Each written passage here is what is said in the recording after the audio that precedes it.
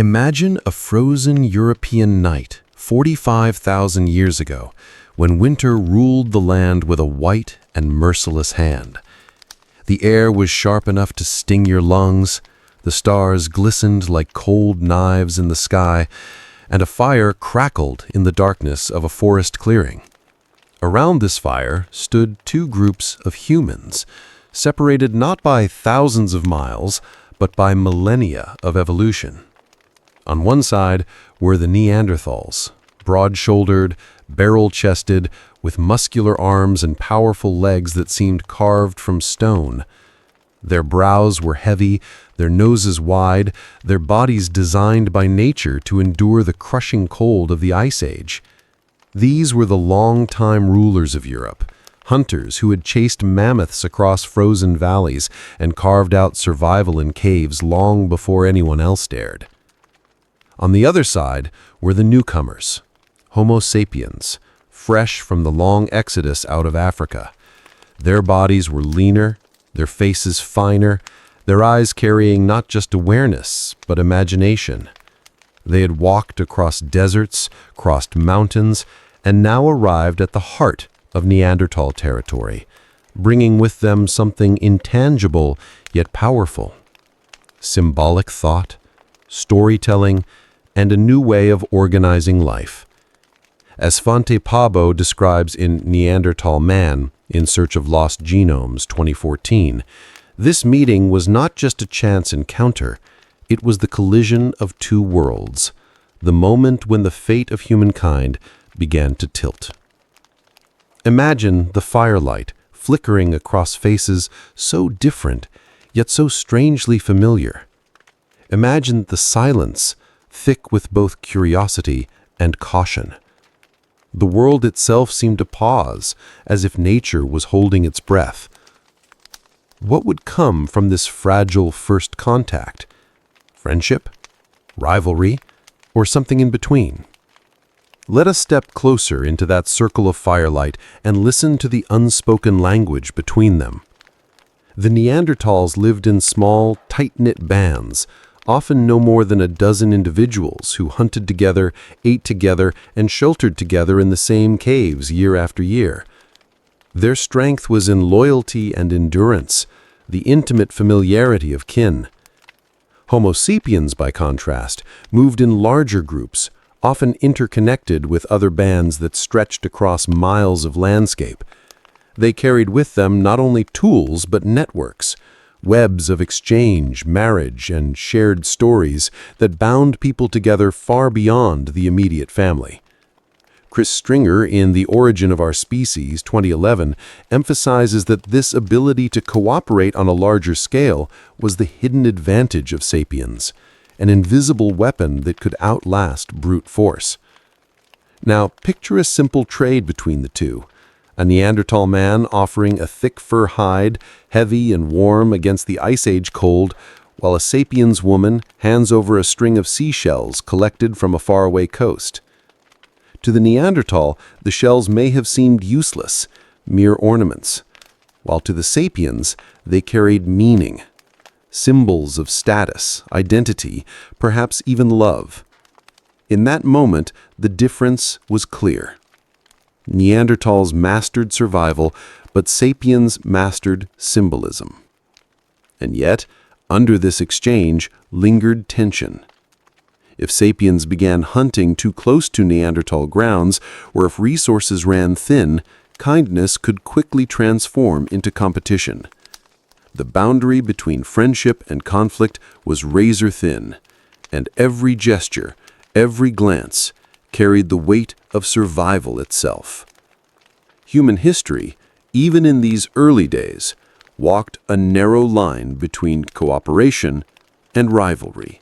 The meeting of Homo sapiens and Neanderthals was not just another episode in the endless cycles of migration.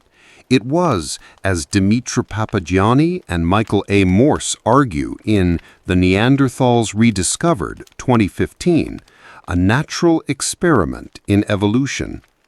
Could two intelligent species coexist on the same continent, or would one inevitably give way to the other? Imagine the drama as if it were a great film unfolding on the canvas of deep time. Two tribes of humans, both proud, both resourceful, standing at the edge of each other's world. Did sapiens look at the Neanderthals and see monsters, rivals, or distant cousins? Did Neanderthals look at sapiens and see a threat, or perhaps a strange possibility? These questions hang heavy, not just for them, but for us, because the outcome of that encounter shaped who we are today. Imagine for a moment an alternate history in which Neanderthals had survived. Would our cities now be shared with another kind of human, their art mingling with ours, their music blending into our symphonies, their politics intertwined with our own? Or would the world have descended into endless interspecies wars, a struggle of equals with no victor? In reality, only one species endured. But before we leap to that ending, we must understand why the Neanderthals were so formidable. They were not weak, nor were they mindless brutes. They were masters of their age, rulers of the Ice Age world. And to understand why Homo sapiens ultimately prevailed, we must first journey into the frozen heart of Neanderthal life. The stage is set, the fire still burns, and the story has only just begun. Before Homo sapiens ever set foot on European soil, Neanderthals had already ruled the continent for hundreds of thousands of years. To put that into perspective, our entire recorded history, from the first cities of Mesopotamia to the modern digital age, spans barely 6,000 years. Neanderthals endured for more than 30 times that span, a staggering reign that makes them not a failed experiment, but one of evolution's most resilient survivors. Imagine Europe in their time, not the lush farmland we know today, but a land of ice and wind. Forests of pine and birch clung stubbornly to the soil, glaciers carved valleys, and herds of mammoth and woolly rhinoceros thundered across the plains. In this harsh theater, Neanderthals thrived. Their bodies were built like fortresses, short, stocky, with barrel chests that conserved heat and muscles thick enough to wrestle with the brutal demands of their environment. As Ian Tattersall explains in Masters of the Planet 2012, Neanderthals were specialists designed to withstand the Ice Age. Their large noses were more than a distinctive feature. They were adaptations that warmed frigid air before it reached the lungs.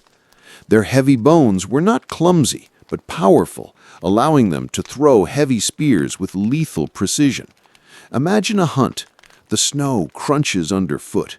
A bison bellows as the pack closes in, and Neanderthal hunters drive their wooden spears into its flank, using sheer strength and coordination to bring down prey many times their size. They did not merely survive, they mastered the game of survival in one of the most unforgiving climates the Earth has ever known. But the genius of Neanderthals went far beyond muscle. Step inside a cave in Dordogne, France, where archaeologists have uncovered layers of ash from fires that burned steadily for generations. The walls still bear traces of soot, the floor scattered with stone tools crafted with care and precision. Neanderthals were skilled artisans of stone, shaping flint into blades and scrapers using techniques that required both patience and expertise. These tools were not crude, they were finely retouched, adapted to tasks from butchering hides to carving wood. Evidence shows that they controlled fire with remarkable skill, using it not only to cook, but to harden wooden spears. Even more striking, they treated their dead with reverence. Graves uncovered in places like Shanidar Cave in Iraq reveal burials with flowers and pigments, suggesting a symbolic awareness of life and death. Jill Cook in Neanderthal, Life, Death, and Art 2013 argues that these practices hint at a spiritual dimension in Neanderthal life. Imagine standing in that cave as the Neanderthals gather to bury one of their own. The fire flickers on solemn faces, a few wildflowers are placed gently near the body, and the group lingers in silence. This is not brute instinct, it is culture. It is ritual. It is the mark of beings who could contemplate meaning. To make matters even more intriguing, the discovery of a flute made from bird bone in Slovenia suggests that Neanderthals may have created music, filling icy nights with haunting melodies. Close your eyes and you can almost hear it. A raw, ancient song echoing against stone walls, proof that their souls, like ours, reached for beauty in a dangerous world. And yet, for all their strength and sophistication, Neanderthals were specialists. Their world revolved around large game hunting and small, tightly bonded groups. This specialization, while brilliant in its time, was also a vulnerability. The Ice Age landscape could be generous when mammoths and bison roamed freely, but when climates shifted and prey populations dwindled, a rigid lifestyle became a trap. Neanderthals excelled at what they knew, but they lacked the flexibility that would later allow Homo sapiens to adapt to sudden change. Still, it would be a mistake to think of Neanderthals as destined to vanish. For 200 millennia, they had outlasted shifting climates, predators, and challenges beyond what most species could endure. They were survivors in the truest sense of the word, their legacy written not in fragile empires, but in stone tools, hearth fires, and the genetic echoes that live within us today. The tragedy of their story is not that they were weak, it is that they met a rival who was endlessly adaptable, a species that could shift from one niche to another, inventing new tools, strategies, and myths to meet each challenge. As we leave this segment, the stage is set for an inevitable clash. Picture two camps on opposite sides of a frozen valley. The Neanderthals, strong and steady, rooted in tradition, and the Homo sapiens, restless wanderers with ideas as sharp as their blades. For thousands of years, these two would share the same world. But nature does not always reward strength alone. And the question that now looms is simple, yet profound. When power meets imagination, which force will endure? While Neanderthals were shaping their destiny in the frozen heart of Europe, far to the south, another story was unfolding under the blazing African sun. Here, in the open savannas and river valleys, Homo sapiens were sharpening the skills that would eventually make them the most adaptable species on Earth.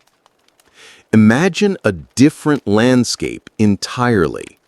Endless golden grasslands swaying under a hot wind, giraffes moving like shadows on the horizon, and herds of antelope darting across the plains. In this environment, sapiens did not rely on brute force alone, for the animals they hunted were fast, elusive, and often spread across wide distances. Instead, they honed persistence hunting, chasing prey for miles until the animal collapsed from exhaustion. This required not only physical stamina, but communication, coordination, and foresight. Yuval Noah Harari, in *Sapiens: A Brief History of Humankind*, 2011, emphasizes that the real revolution of Homo sapiens was not in tools, but in imagination. The ability to create shared myths and coordinate actions in large numbers. Around the fire at night, sapiens told stories, passed knowledge across generations, and invented identities that bound people together into more than just families. Imagine sitting by one of those fires, watching sparks rise into the night sky, while elders tell tales of spirits, animals, and ancestors. These were not idle words. They were blueprints for cooperation. Where Neanderthals operated in close-knit groups of a dozen, sapiens could bind hundreds into a tribe, and tribes into nations. The seeds of something entirely new were taking root in Africa, and when those seeds spread outward, they would transform the entire planet. The Great Migration out of Africa was not a single march, but a long, winding journey that unfolded over tens of thousands of years. Waves of sapiens spread through the Middle East, hugging coastlines, moving along rivers, and adapting to deserts, mountains, and forests with remarkable ease. They carried with them not only stone blades, but also bone needles for stitching clothing, ornaments of shell and ivory, and pigments for painting their bodies in caves.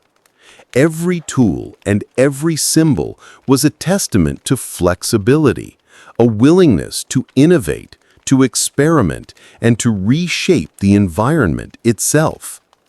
Archaeological evidence from sites like Blombos Cave in South Africa shows engraved ochre and shell beads dating back over 70,000 years, signs of symbolic thought that predated their encounter with Neanderthals.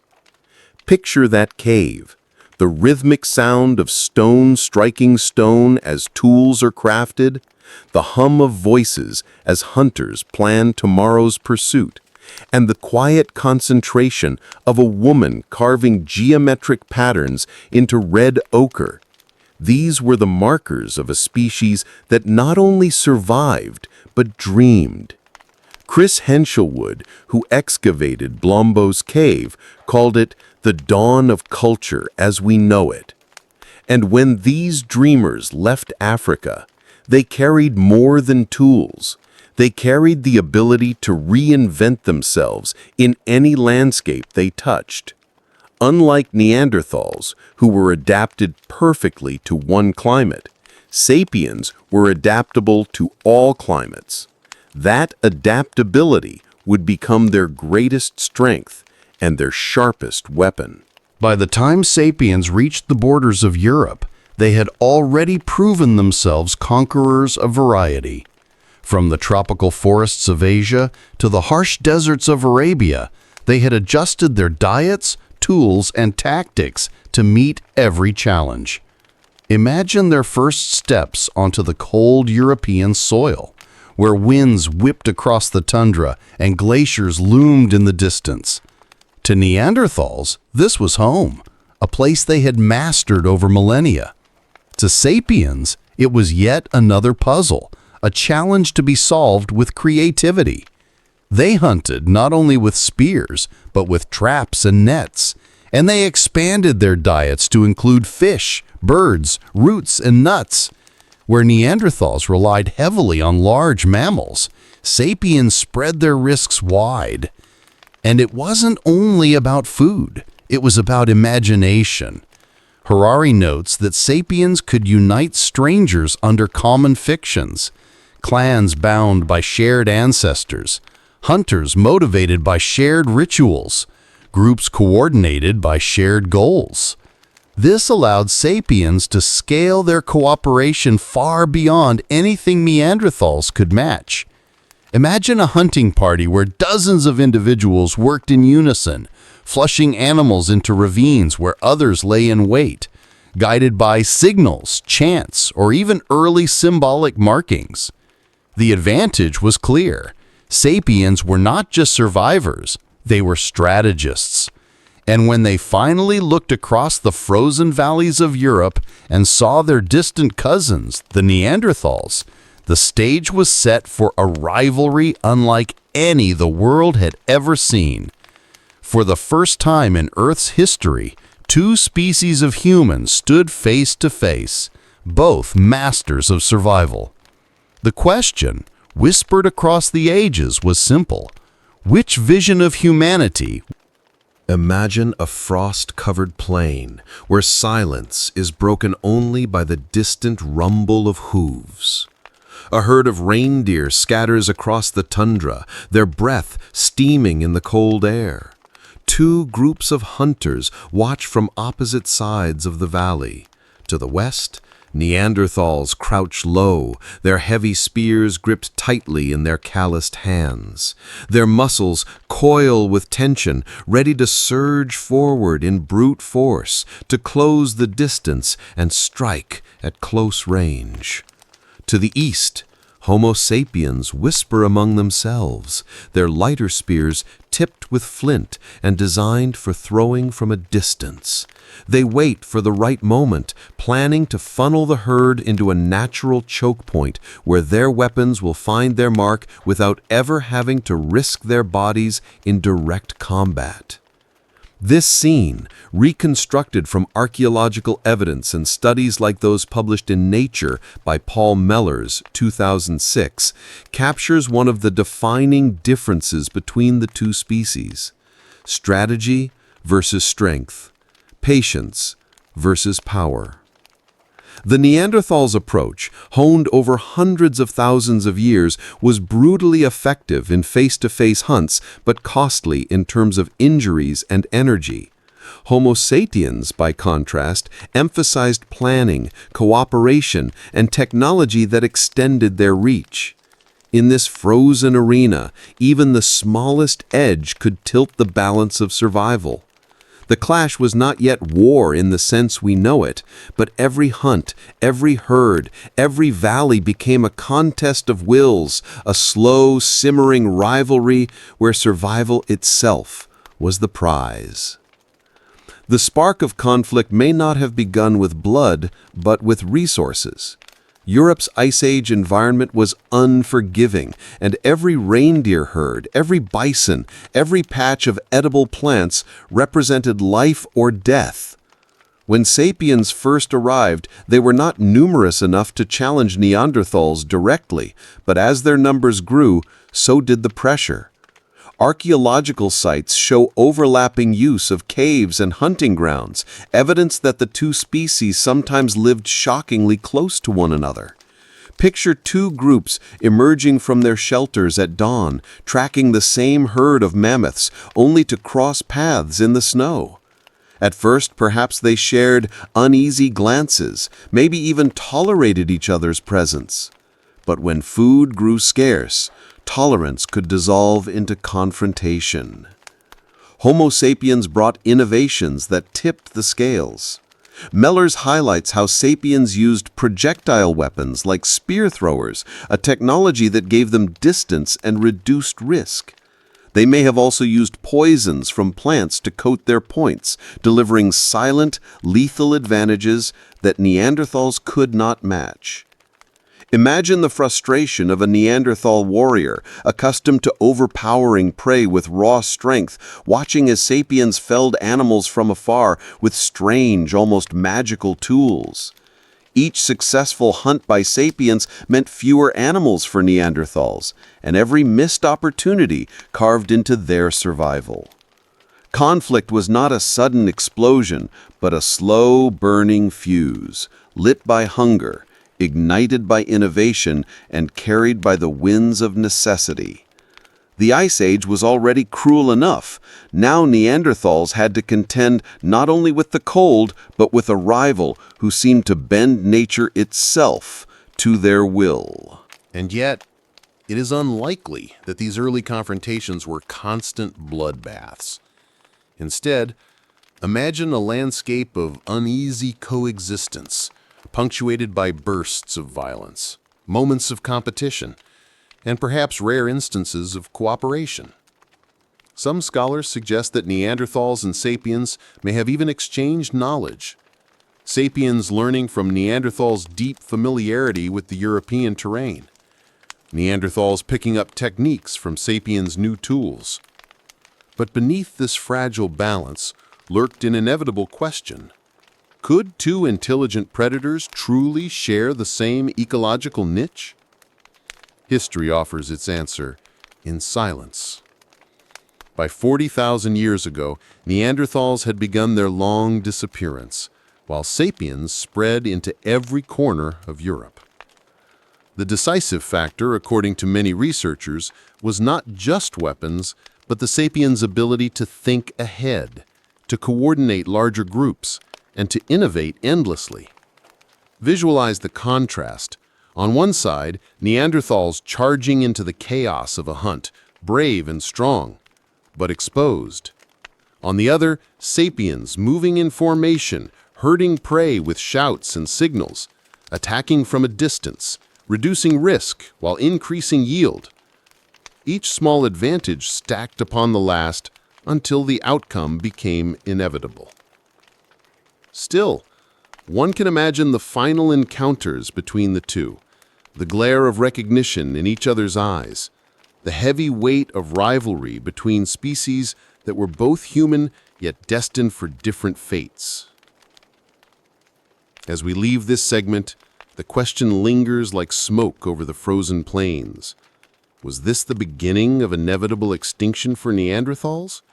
Or merely the opening act of a story more complex, one that included not just conflict, but also intimacy, blending, and unexpected bonds? For all the stories of rivalry and competition, the tale of Neanderthals and Homo sapiens is not written only in blood. It is also written in whispers, in fires shared, and in the children who carried the legacy of two worlds within their veins. Modern genetics has given us a revelation that no archaeologist of the past could have imagined. Every person alive today with ancestry outside of Africa carries traces of Neanderthal DNA, usually between 1% and 2%. This is not the mark of genocide alone. It is the evidence of intimacy, of unions formed in the deep shadows of prehistory. Svante Pääbo's pioneering work, detailed in Neanderthal Man in Search of Lost Genomes 2014, was the first to confirm this truth, extracting ancient DNA from bones and proving that encounters between the two species were not only hostile. Imagine, for a moment, a small cave lit by the glow of a fire. A sapiens man and a Neanderthal woman share food, laughter, perhaps even a tentative affection that defies the tension outside. Their worlds are different, their languages unalike, yet something universal. Desire, companionship, survival draws them together. Out of that fragile connection, a child is born, a bridge between two species who were both human, though divided by millennia of divergence. The very fact that we can speak of Neanderthals today is because they live within us, hidden in our DNA, proof that extinction was not a total erasure, but a merging. The nature of these encounters is a subject of debate among scholars. Were they rare and accidental, born of desperate times and scarce options? Or were they more frequent, even natural, given the similarities between the two? Jill Cook, in Neanderthal Life, Death, and Art 2013, suggests that interactions between Neanderthals and sapiens likely varied across time and place, sometimes violent, sometimes tender, sometimes something in between. It is sobering to consider the darker possibilities, that some unions may have been forced, driven by conquest rather than companionship. Yet we cannot dismiss the humanity in the act of blending. Imagine a child of mixed heritage growing up in a band of sapiens. Perhaps their brow ridge was heavier, their frame sturdier, their voice deeper than their peers. Did they feel like an outsider, or were they a cherished sign of alliance between groups? Visualize another scenario. A Neanderthal band adopting a child with sapiens blood, recognizing in their laughter and playfulness not difference, but kinship. Such children embodied both past and future, carrying traits that would ripple through generations. When we look in the mirror today, we see more than sapiens. We see the echoes of Neanderthals in our skin, our immune systems, even in the way we process sunlight. Science has found Neanderthal DNA influencing everything from our risk of depression to our ability to fight infections. It is as if their legacy is a whisper in our biology, reminding us that intimacy, not just rivalry, shaped the destiny of humanity. Imagine again the Ice Age landscape, where survival often depended on bonds. Bonds within families, within tribes, and sometimes across species lines. When sapiens and Neanderthals came together, whether in love, necessity, or conquest, they stitched together two evolutionary stories into one. The children of these unions may not have erased the divisions, but they blurred them, creating a genetic mosaic that survives in every European and Asian population today. Think of how different our world might feel if we understood from the beginning that humanity has never been pure, never been singular. Instead, our bloodlines are woven tapestries, carrying threads from cousins once thought extinct. Dimitra Papagianni and Michael A. Morse in The Neanderthals Rediscovered, 2015, remind us that extinction is rarely absolute. In this case, Neanderthals did not vanish entirely. They endured, absorbed into sapiens, surviving in a hidden way. And yet, intimacy alone could not prevent their decline. Even as their DNA found new homes, their culture, their languages, their traditions began to fade, leaving only bones and tools as silent testimony.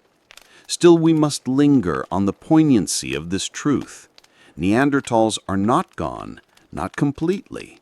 They walk with us, within us, in every step we take.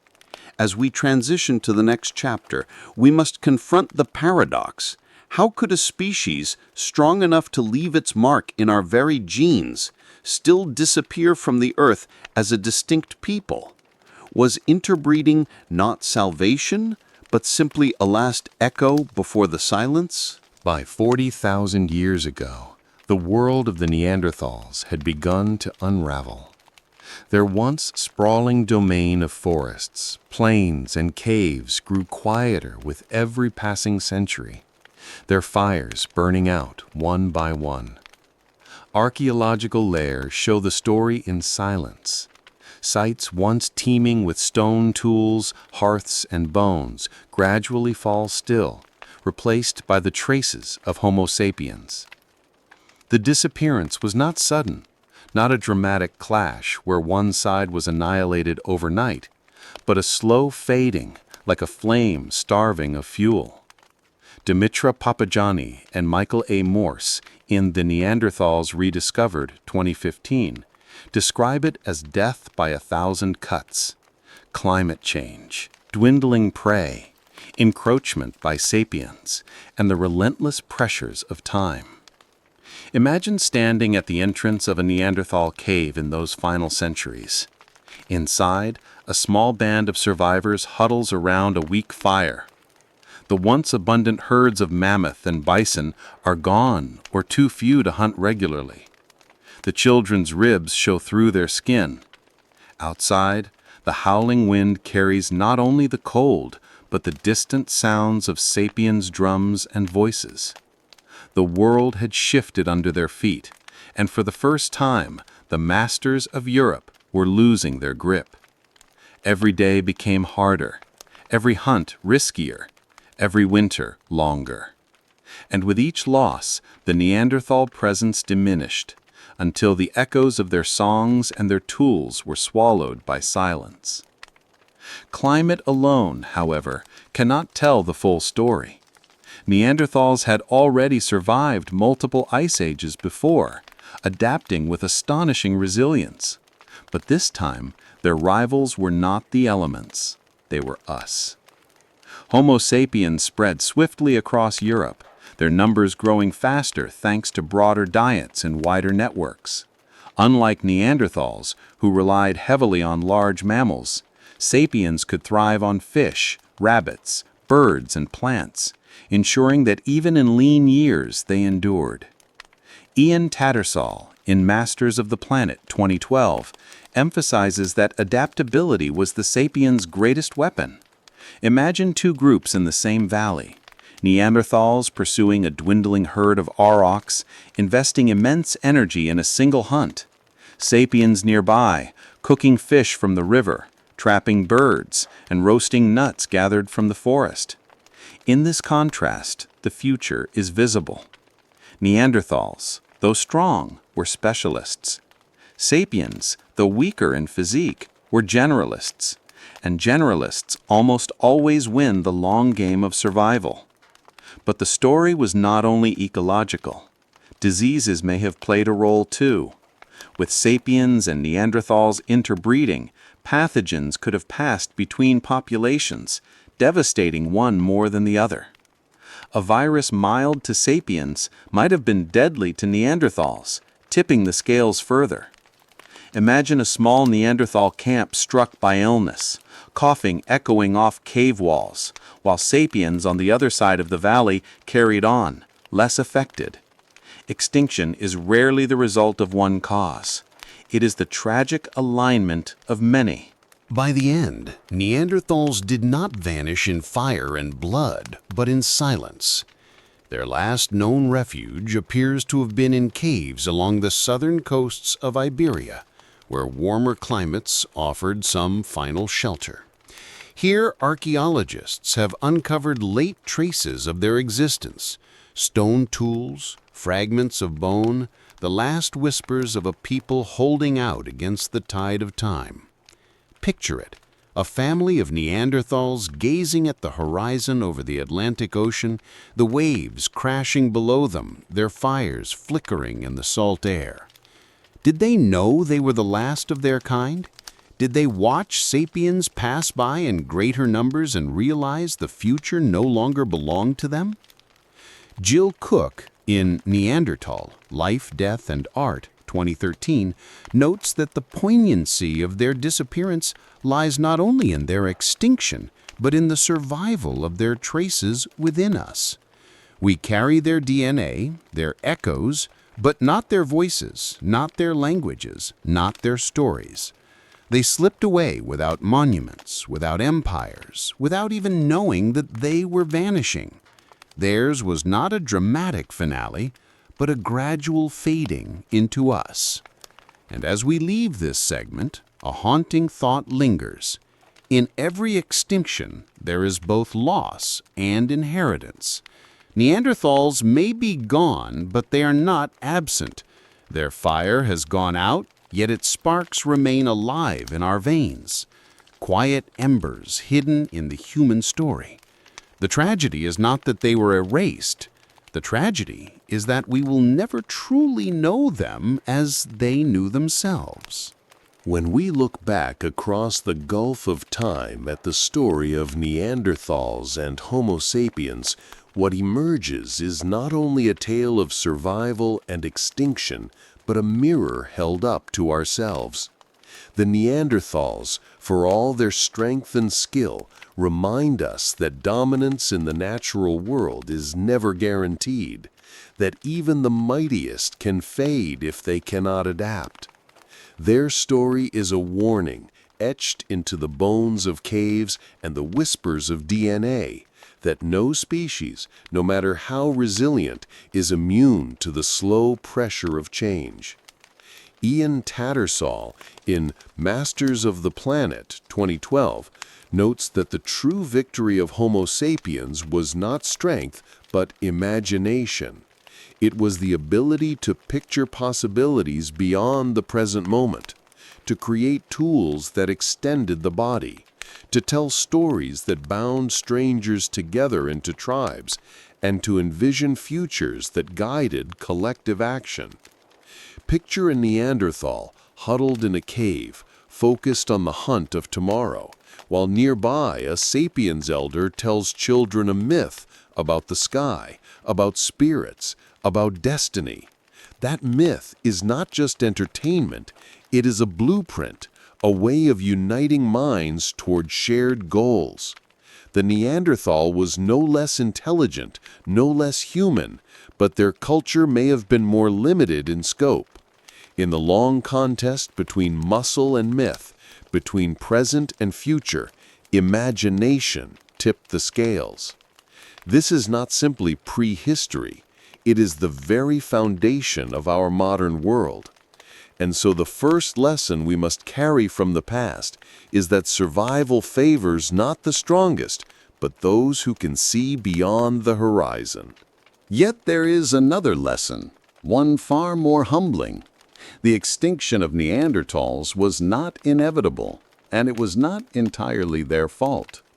They thrived for hundreds of thousands of years, longer than Homo sapiens have yet existed. If any species can claim mastery of endurance, it is them.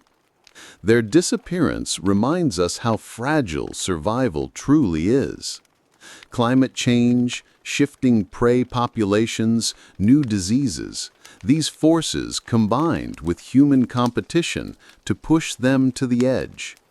In this, we see a reflection of our own future. We too face environmental changes, dwindling biodiversity, and challenges of our own making. If the Neanderthals could fall after such a long reign, what arrogance allows us to believe we are untouchable?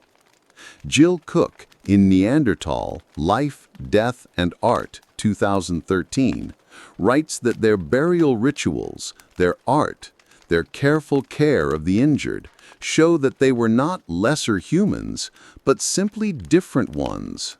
Their extinction was not the triumph of superiority, but the outcome of circumstance. Imagine how their story might have ended differently.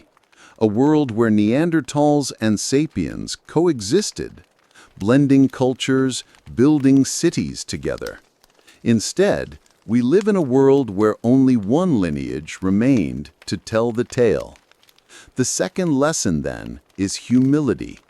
To see the Neanderthals not as failures, but as fellow travelers who remind us that dominance is fragile and survival always conditional. Finally, there is the lesson of inheritance.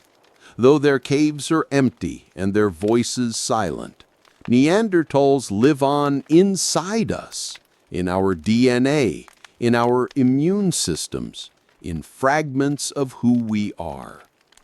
Studies today show that Neanderthal genes contribute to traits as diverse as our skin's reaction to sunlight, our risk of depression, and even our ability to fight certain diseases. Dimitra Papayani and Michael A. Morse, both in the Neanderthals Rediscovered, 2015, argue that extinction is rarely absolute, and in the case of Neanderthals, it was transformation. Imagine standing in a crowded city street today, faces from every corner of the globe passing by. In each of those faces, invisible but real, are echoes of Neanderthal ancestors. When we look in the mirror, we do not see only Homo sapiens, we see a mosaic of humanity, a story woven from many threads. This is the third lesson, that survival is not always about victory, but about merging, sharing, blending. Our story is not pure, and it was never meant to be. The blood of our cousins flows in us still, carrying reminders of nights spent in caves, of hunts across frozen plains, of songs sung in the dark. As we close this segment, let us ask, if Neanderthals live within us, are they truly extinct? Or do they walk beside us still, shadows woven into the very fabric of humanity? Today, we walk the earth as the sole surviving species of human, heirs to a story shaped by triumph and tragedy. But the extinction of the Neanderthals leaves us with an unsettling question. Could the same fate one day befall us? Their story, once thought to be about failure, is instead about fragility, the reminder that no species holds eternal dominion over the earth. Claire Cameron, in her novelized reflection, The Last Neanderthal, 2017, frames the extinction of our cousins not as a distant tragedy, but as a mirror of our own vulnerability. Imagine for a moment that you are a Neanderthal living 40,000 years ago. You know the land, the rivers, the prey, the stars. You are strong, capable, experienced. You have survived countless winters, countless hunts. And yet, from the shadows comes a rival, not stronger than you, not more enduring, but different.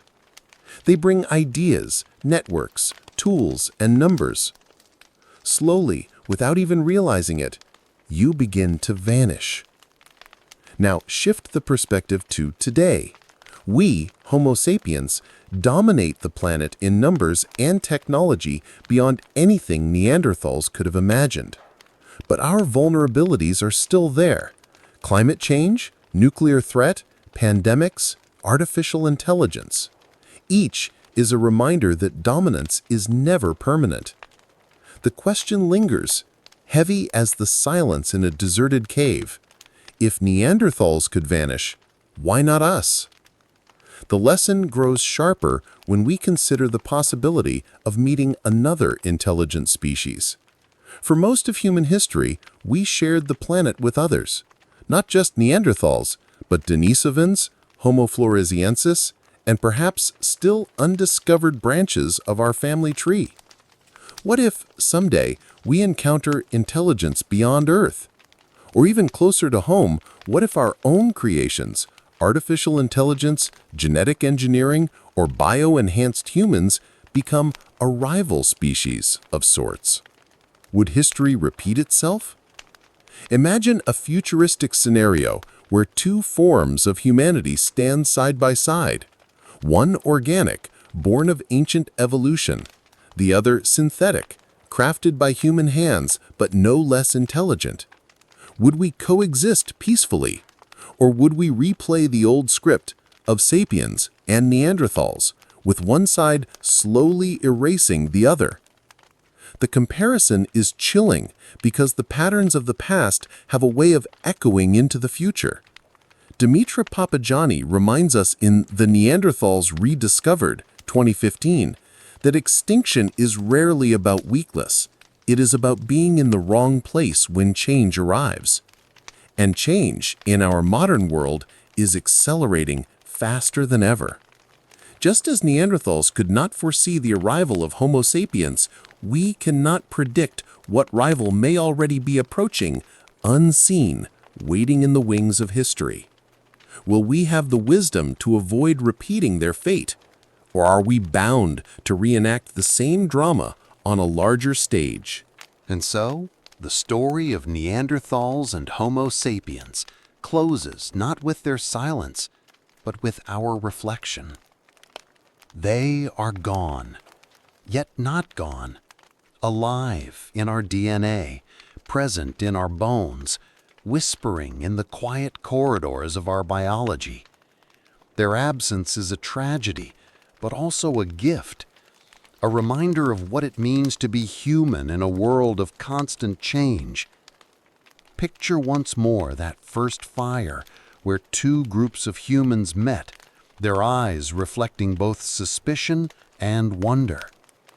That moment was not just prehistory, it was the beginning of our shared story, a story that shaped the destiny of Earth itself. Now the fire is ours to tend. We are the storytellers, the inheritors, the guardians of what remains. But the question that remains is one only you, the listener, can answer. What will we do with the lessons of the past? Will we repeat the cycle of rivalry, or will we choose a different path? The Neanderthals did not live to tell their story, but through us, they are remembered. And as you think about their fate, I leave you with this thought. Perhaps extinction is not only a warning, but a challenge to live with humility, with imagination, and with respect for the fragile miracle of survival.